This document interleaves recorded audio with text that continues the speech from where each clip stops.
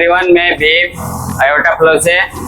पहले हमारा पॉलिश का सामान ऐसे ही रखा हुआ था, जिससे हमें काफ़ी एक्स्ट्रा मोशन करना पड़ता था और काफ़ी दिक्कतें का सामना करना पड़ता था और ज़्यादा चलना पड़ता था।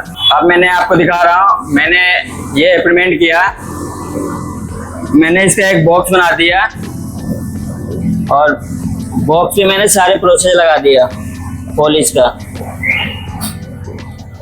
और मैंने सारे सामान इसमें सही तरीके से लगा दिया। जो फैला हुआ था वो फैला नहीं है, और मैंने इसमें एक हैंडल भी लगा दिया, जिससे आसानी से पकड़ के उठा सकते हैं और इसको रख सकते हैं। और इसका प्रोसेस मैंने यहाँ पे भी लगा दिया, जिससे किसी को दिक्कत नहीं होगी और आसानी से सारा सामान मिल जाएगा। Thank you.